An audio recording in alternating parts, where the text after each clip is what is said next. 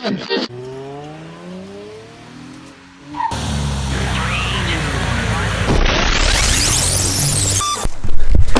going on, guys, and welcome back to the channel. Today, I think I figured out the vibration in this truck. I believe. Let's get it up in the air, but I think that it's that carrier bearing, which you can't see from here. But this has a carrier bearing in it, and I think that carrier bearing went bad. Now, the story with that is, I believe it's the same as my Mountaineer. So, worst case, we're going to pull the Mountaineer one out, see how bad it looks, and we'll go from there. Haley's waving hi to everybody. Say hi. So, we're going to go back to the back. We're going to get the Mountaineer one out first. But I'm going to jack this up and see what I'm getting into, and then we'll go from there and see if we can swap them out or see if I find anything else that's just loose and wobbly. Let's see how this goes. Alright, let's see what we can find. I got that to see if there's any play. Front drive shaft doesn't look too awful bad, but yes, there's a jack stand under here. Oh, son of a bitch, I thought this had a carrier bearing.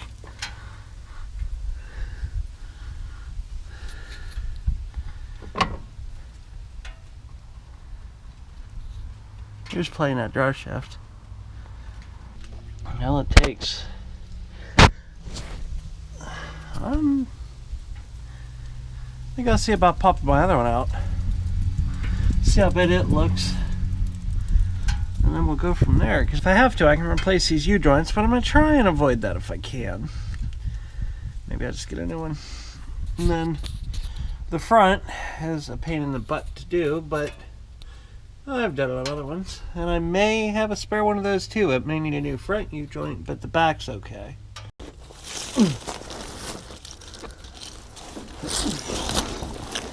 Yep, it's the same thing. It feels better. Alright. So, here's what we need to get out. Those 4 bolts. I'm going to spin because I'm not connected to a drive shaft or to a transmission or anything. But I'm going to see about getting those butt heads out of there. Go from there. I think I'm also going to pull the front diff and the rear diff out of this before I send it off to the scrap yard. Just make sure I have everything. I know the shocks are shot, so I'm not worried about those. But I'm definitely going to pick a lot of pieces off of this before it gets sent out. But for now, let's do that.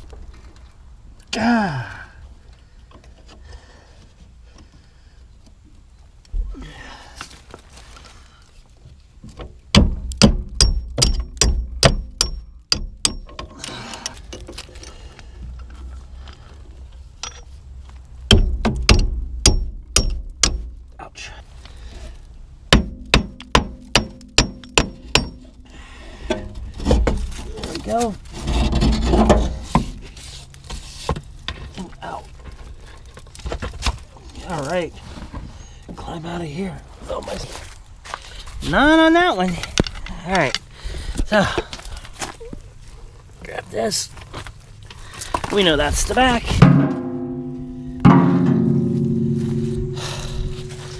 Let's see how this thing looks outside. All right. These aren't bad at all.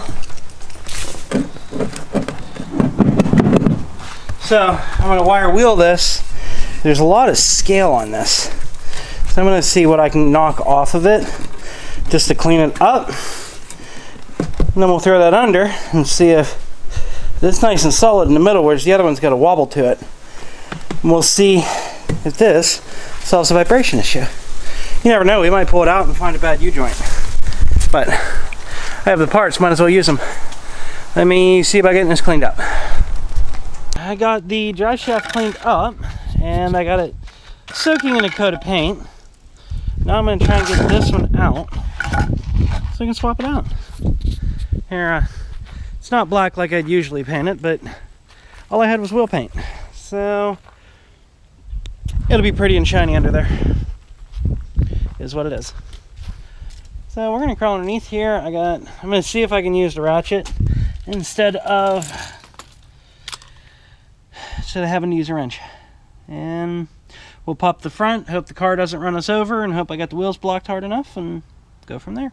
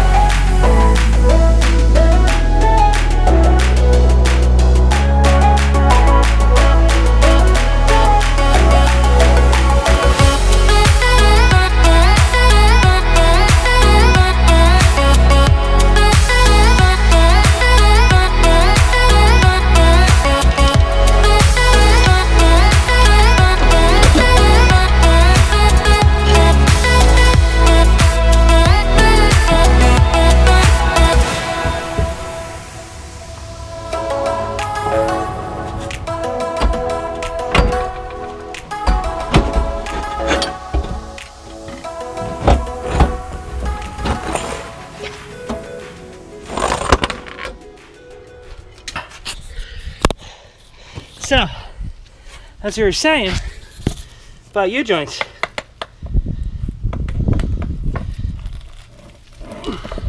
this one is seized, and that is not turning at all, whereas the other side is. So, that U-joint seized up, causing all my vibration.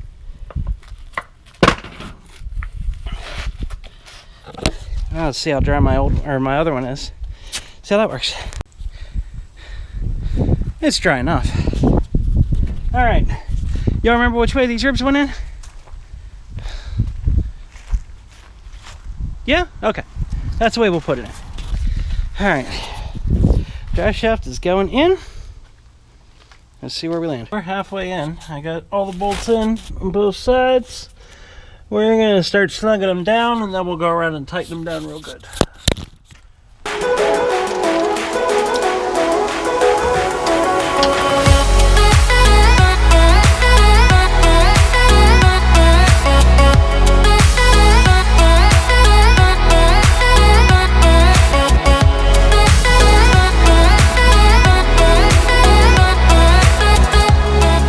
Alright, I think we got it. I got it good and tight up in there. Ribs to the front like it should be. And don't worry, the wheels aren't off the ground on the back, so don't think that I'm like doing something stupid here. Alright. Now, get out from underneath. And I'll get this thing back on the ground on the front. I'll take it for a test drive. Hopefully that was the problem, but I'm pretty much guaranteeing it is. So, that's one project down. I happen to have the spare one in the back, so I was able to pull it out and they were all good, but yeah, that U-joint is not working. See? That's jammed up there. That will definitely cause one heck of a shake in the drive shaft, and in the vehicle. It's smooth as glass now. So this one can go out back. I'll probably just throw it back in the Explorer or in the Mountaineer, just so I have it. And see what else we're gonna do. I'm gonna try and work on this some, but I don't know if I'm gonna record it. Oh, I have to pull the batteries out of turbo because I had a little problem. My battery charger decided that the timer wasn't gonna work anymore. So I'm afraid I may have cooked these, but I'm not positive. But I'm gonna take these out and we're gonna get them checked and see if they can be saved. So those get pulled out, those are going in the back of the truck. I have to get all the brake stuff in the back of the truck because it's getting new brake stuff done. And we have to check the brake, or we have to check the rockers on Papa's truck. Right now he's torn. That truck has 240,000 miles on it. For the most part, it's in really nice shape. But with the miles, and he drives like 20 some odd thousand miles a year. So with the miles, he was looking at newer trucks, but they don't want to spend the money. The rockers, I noticed, are starting to rust on his truck. So we are going to look at it and see if it's worth fixing, throwing the rockers in, trying to fix it up, or if we're better off just letting him trade it in and see about getting him a newer and less mile truck. Batteries first.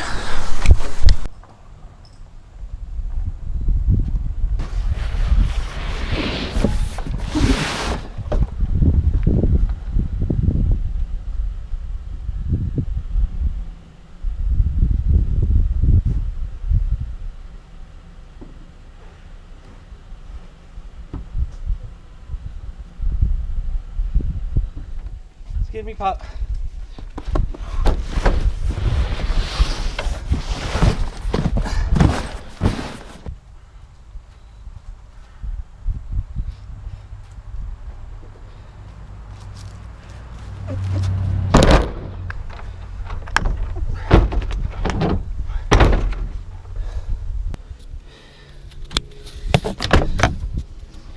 All right, so we have here where the door is all,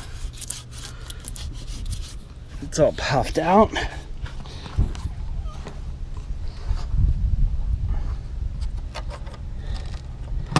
There's only the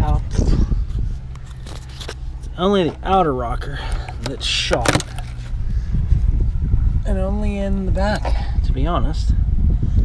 So it's not too bad, but it's not great. Let's check the other side. Now usually it's worse on the driver's side, but you can see where it's shown here. Definitely shown underneath.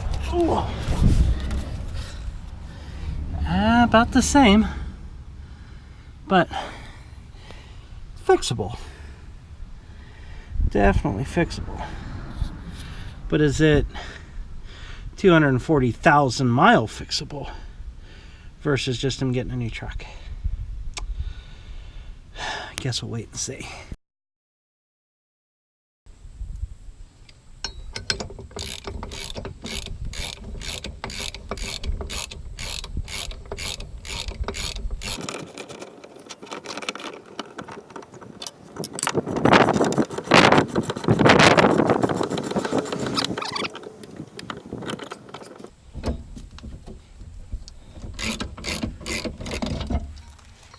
Woo. Yes, that came off relatively well. Oh, shit. Alright, we are done for today. This video is going to be postponed until further notice. But here's our issue.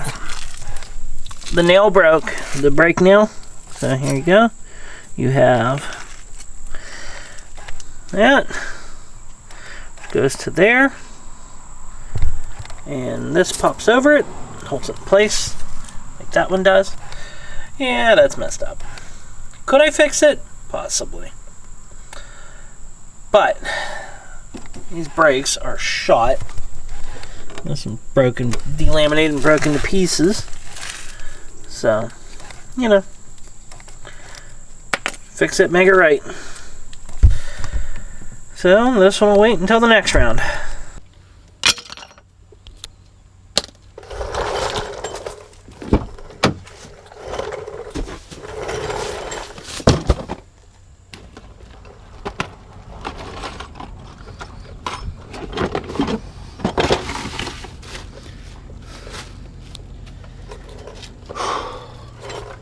Let the fun begin.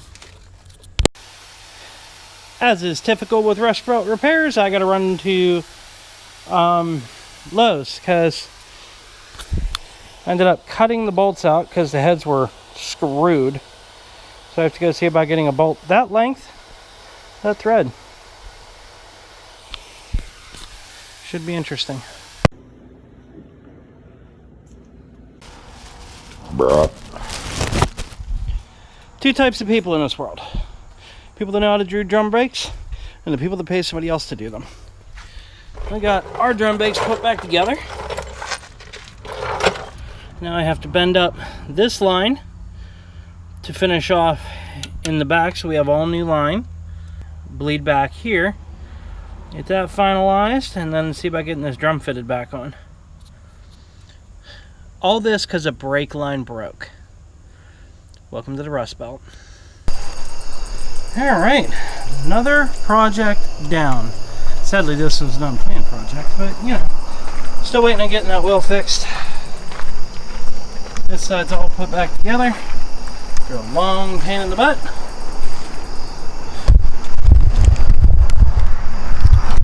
The joys of the Rust Belt. For tonight, I'm going to say like, comment, subscribe, all that fun stuff.